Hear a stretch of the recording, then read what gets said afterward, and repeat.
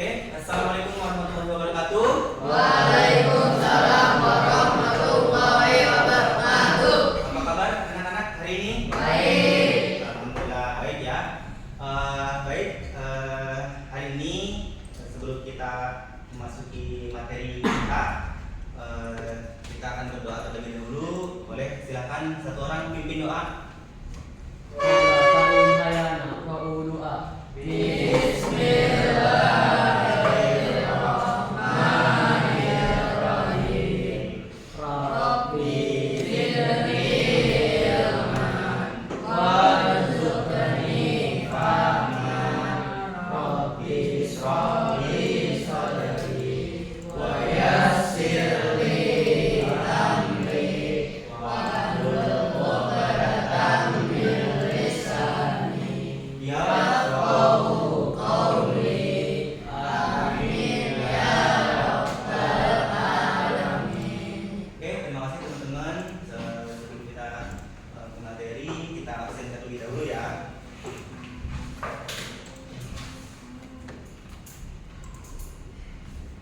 Jaki, Ahmad Jaki hadir. Ya. Ahmad Mustafa Dre hadir. Al Fakir. Akhlak ada Arka lagi jambore ya. Oke, Ataya, Axel, oke, Aska, Safir, oh bagus, Dirga hadir ya. Oke, Farhan, Hafiz, Faris, Amar, Arsyad, Fidi, ini Sakit, oke, Fikri, Hafiz, Rafiski, Narsan, Nara, Rafa, Restu. Oke. Baik, teman-teman, kita pertemuan yang lalu kita sudah bahas tentang coding ya, tentang coding, dan hari ini kita akan membahas tentang etika dan resiko penggunaan kecerdasan artifisial ya, itu yang akan kita gunakan. Next. Nah, tujuan dari pembelajaran kita hari ini adalah resiko penggunaan kecerdasan artifisial. Yang pertama adalah memahami konsep dasar AI dan dampaknya. Jadi kita akan memahami nih, menjelaskan pengertian kecerdasan, kemudian peranannya dalam kehidupan manusia di zaman modern ini. Nah, itu yang akan kita bahas ya. Kemudian mengidentifikasi manfaatnya, kerugiannya, potensi positif, potensi negatif AI ini ya. AI itu kecerdasan buatan di berbagai bidang, baik itu pendidikan, kemudian kesehatan, ekonomi, dan lain-lain. Nah, kemudian yang kedua, tujuan pembelajaran kita adalah menganalisis aspek etika dalam penggunaan AI ya. Apa itu? Kita akan menjelaskan prinsip etika yang relevan dalam pengembangan dan penerapan AI, seperti keadilan, transparan, kemudian privasi dan akuntabilitas. Nah, kemudian selanjutnya mengevaluasi contoh kasus penggunaan etika dalam penggunaan AI ya, misalnya bias algoritma, kemudian penyalahgunaan data dan disinformasi ya. Next, kemudian tujuannya adalah mengidentifikasi dan menilai risiko penggunaan AI ya, kecerdasan buatan ini, menguraikan berbagai risiko sosial, ekonomi, dan keagamaan dari penggunaan AI. Kemudian mengembangkan sikap kritis dan tanggung jawab. Setelah itu merancang strategi etis dalam penggunaan AI. Makanya kita akan merancang penggunaan AI itu ya. Oke, selanjutnya next. Nah, apa itu kecerdasan artifisial? Ada yang tahu kecerdasan artifisial apa? Silakan. Apa? Adalah kecerdasan buatan manusia. Ya, kecerdasan buatan manusia yang bisa kita aplikasikan melalui komputer ya. Itu salah satunya. Atau ada yang punya pandangan lain? Nggak ada. definisinya itu kecerdasan artifisial adalah teknologi yang meniru kemampuan berpikir manusia. Kemudian sistem AI ini dapat belajar dari data, ya, kemudian mengenali pola yang kompleks, yang banyak, dia akan dikenali dan mengambil keputusan otomatis tanpa intervensi manusia, ya, secara terus menerus. Jadi kita akan memasukkan pola-pola, memberikan pelajaran, memberikan pengetahuan kepada AI ini agar dia belajar supaya nanti dia akan berjalan otomatis, tidak lagi diperintah oleh manusia, tidak lagi diintervensi manusia. Dia otomatis akan berjalan, ya. Oke. Kemudian contoh dalam aplikasi sehari-hari. Apa saja contohnya kira-kira? Ada ChatGPT, ya, contohnya. Kemudian ada, kalau di internet itu sudah ada apa? Asisten, asisten Google, ya. Tidak ada yang kayak itu, ya. Tidak ada yang membuka layar, abaikan saja. Karena direkam kelihatan dari belakang. Kemudian ada mobil tanpa pengemudi dan navigasi, ya, yang sekarang sudah ada robot itu. Ketika dijalankan dia akan jalan sendiri, ketika mentok dia akan berbelok sendiri, jalan lagi, mentok belok sendiri, jalan lagi, gitu ya. Nah, kemudian ada rekomendasi konten, ada YouTube, ada Netflix dan seterusnya.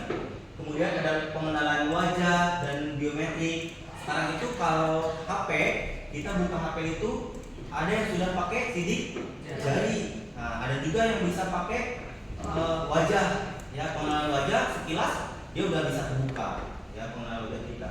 Kemudian ada diagnosis medis berbasis data. Itu salah satu contoh-contoh aplikasi sehari-hari. Oke, next. Nah, AI dalam kehidupan sehari-hari itu dalam pendidikan. Nah, misalnya di pendidikan itu ada asisten belajar digital. Untuk setiap siswa sekarang itu ada yang yang di ruang guru, ya, di ruang guru kita sudah tinggal nanya saja di situ, nanti ada jawabannya. Ketika nanya ada jawabannya. Itu di pendidikan. Kemudian ada di kesehatan, diagnosis penyakit. Jadi penyakit itu sekarang sudah tinggal kita masukkan keluhan kita apa, misalnya sakit kepala, demam dan sebagainya, itu nanti akan muncul nama penyakitnya ini. Kemudian ada rekomendasi obatnya ini. Nah, gitu. Jadi memang sudah banyak yang muncul seperti itu. Kemudian dalam bisnis, analisa pasar, kemudian prediksi penjualan, keputusan strategis. Kemudian kita sudah bisa kalau kita beli di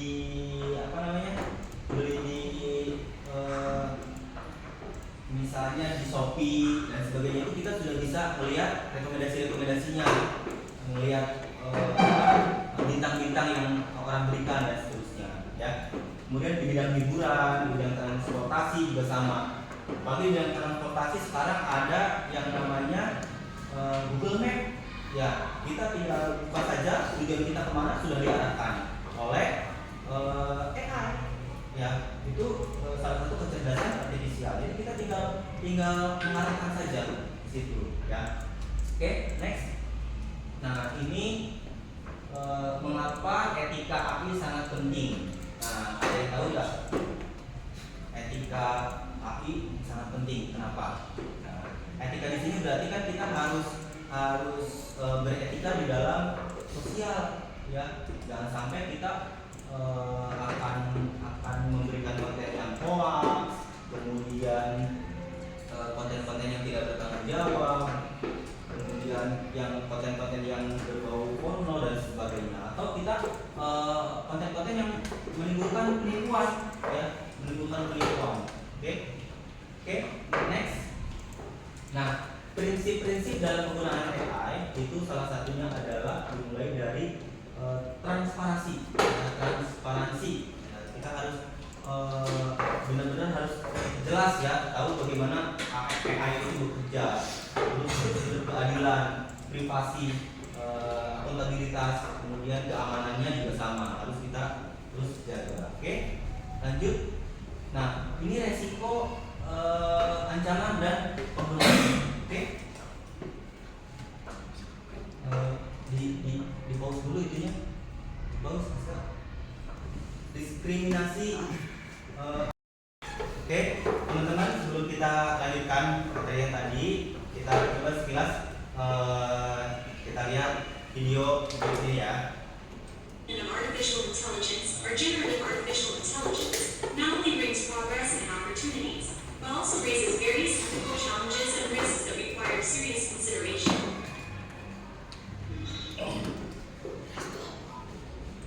This discussion is divided into two main topics: the ethics of using generative artificial intelligence and the risks of its use, including specific technologies such as deepfakes, and the ethics of using generative artificial intelligence. The use of generative artificial intelligence must be accompanied by ethical awareness to prevent negative impacts on individuals and society. Two main aspects highlighted are transparency and fairness. Transparency means users must know how the artificial intelligence system works, how their data is used, and how a result is created. This is important so that users are not deceived by artificial intelligence information and can understand the limitations of the technology. Fairness emphasizes that artificial intelligence technology must be used equitably without favoring or disadvantaging certain groups. The use of representative data and the application of fair algorithms can help minimize bias in copyright and ownership. 1. Generative artificial intelligence is capable of creating various works such as text, images, and music, which raises new challenges related to copyright and intellectual property. 2. Until now, many countries do not have clear regulations regarding whether works produced by artificial intelligence can be protected by copyright. In most jurisdictions, copyright is granted only to humans, not machines. Another issue is the use of data to train comm models. If the data includes copyrighted works, its use has the potential to lead to copyright infringement. Risks of using generative law. Nah, teman-teman, dari video tadi kira-kira apa yang bisa kita simpulkan? Siapa yang bisa simpulkan? Oke, silakan. Sensitif algoritma hoax dan bias dalam data dan hasil. Ya, salah satunya adalah potensi menimbulkan penyalahgunaan atau adanya hoax ya, hoax atau berita-berita palsu. Nah, itu kita harus menyaring dulu sebenarnya. Ketika kita dapat informasi, itu harus kita saring dulu kebenarannya, harus kita validasi dulu benar apa enggak nih. Kalau sudah benar, bisa kita teruskan informasinya. Tapi kalau memang itu informasi yang tidak benar atau hoax, nah itu tidak boleh kita sebarluaskan, dan itu akan menimbulkan bisa saja nanti kita kena undang-undang ITE ya, itu dalam penggunaannya. Kemudian yang selanjutnya adalah bias dalam sebuah data ya, itu bisa. Oke teman-teman, selanjutnya kita akan ada penugasan. Dari penugasan kita akan bagi kelompok. Nanti kita akan bagi 3 kelompok.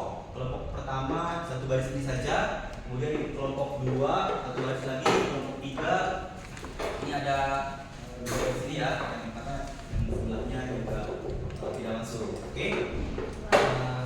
Tugasnya adalah sekarang kita akan membuat konten dari AI ya, dari AI. Silakan kalian mencari di situ, membuat bisa dicek di GPT, membuat sebuah konten, baik itu iklan, kemudian bisa saja kalian juga membuat promosi sesuatu di dalam untuk bisa diperjualbelikan. Silakan boleh bergabung terlebih dahulu ininya.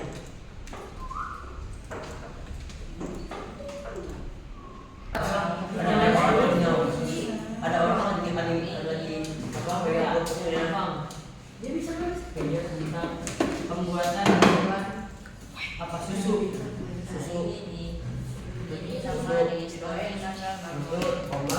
Pembuatan saya dong. Terus dibosan. Ini kan itu apa nih? Promosi. Oh iya. Sesuatu hal pendapat dua orang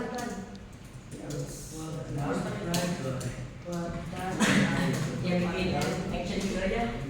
Kelas berisi atau susu kelas susu dari susu berisi kamu mah terus sama aja terus kayak berisi susu dan dan Apa sih? bukan enggak kayak apa sih namanya tuh yang kayak susu ini bisa melancarkan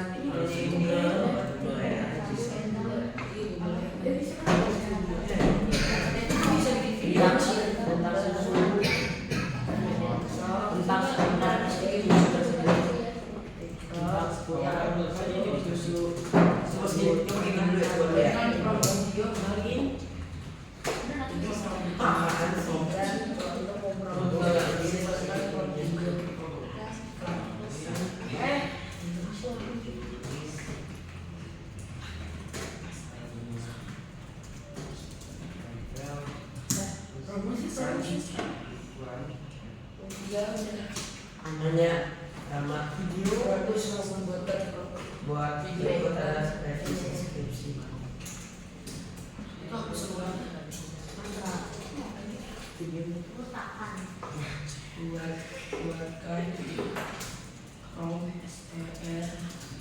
Buatkan buat apa sih?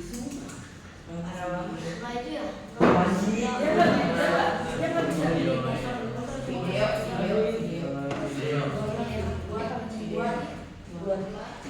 Buatlah perhitungan.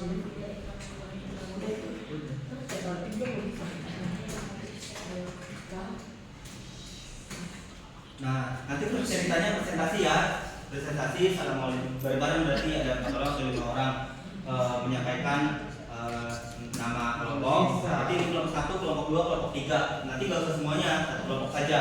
Terus apa namanya? Ternyata dalam pembuatan gambar ini masih banyak kesalahan. Pos ya. Itu udah main kan? Enggak main kan? Excel. Apaan sih main? Iya. Oh iya jalan ya. Jangan. Tekan. Harus daftar. Iya, Google masuk Google. Nggak bisa. Nanti satu kelompok bisa presentasi ya, mempresentasikannya tentang apa yang didapat. Nah, bisa saja nanti kekurangan dan kelebihan dari AI yang kita buat ya masih banyak, misalnya masih banyak kekurangan karena kita informasinya tidak lengkap gitu ya. Ini apa ya? Udah login. Coba langsung buat foto. Coba.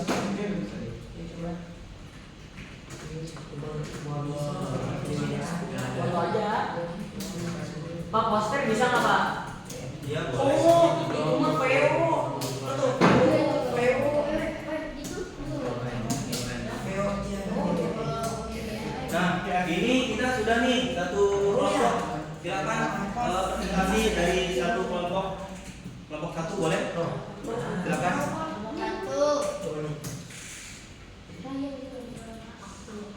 Tanya dulu ya.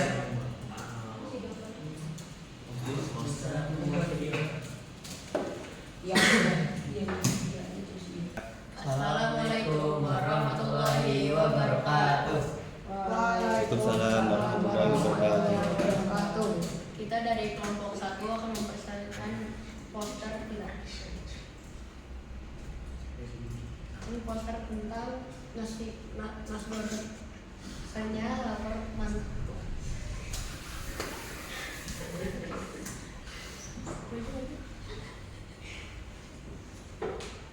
Nasi goreng ini harganya Rp25.000.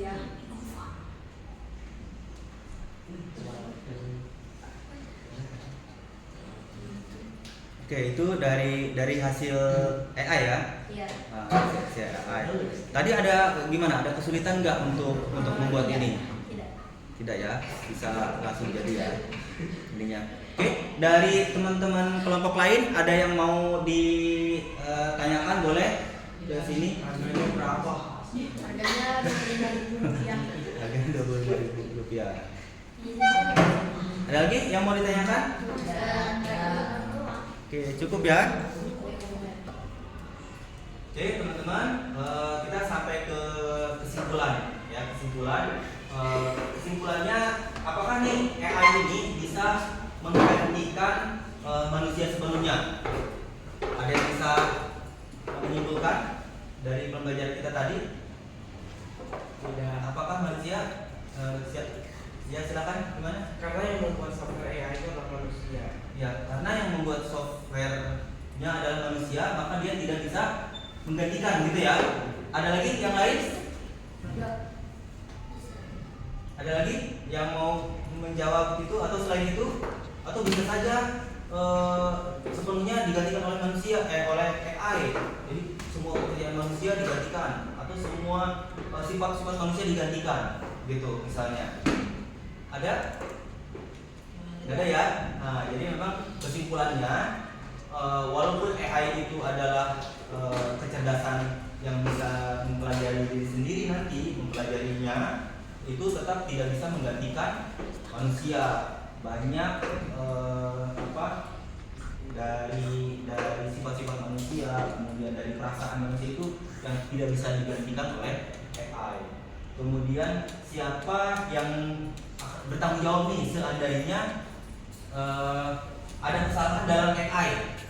Nah, dalam kecerdasan ini ternyata ada yang salah nih, error. Ininya siapa yang disalahkan atau siapa yang bertanggung jawab itu? Siapa? Pembuat softwarenya yang disalahkan. Ada lagi yang lain? Enggak ada? Ya bisa saja dia yang salahnya memang yang pembuatnya bisa saja, atau usernya yang penggunaannya yang bisa disalahkan. Dia membuat dalam pembuatannya yang masih kurang jelas dan seterusnya. Oke, jadi soalnya terakhir refleksi yang bisa kita ambil hikmahnya dari pembelajaran ini. Ketika ada AI itu sebenarnya kita perlu nggak sih ada AI dalam kehidupan kita? Perlu. Kenapa? Perlunya? Bisa Searching apa nih? cari informasi, Mencari ide. Ya, bisa mencari informasi lebih mudah sebenarnya ya. Ada AI ini ketika kita mempelajari materi atau mempelajari sesuatu, kita lebih mudah untuk mencarinya. Oke?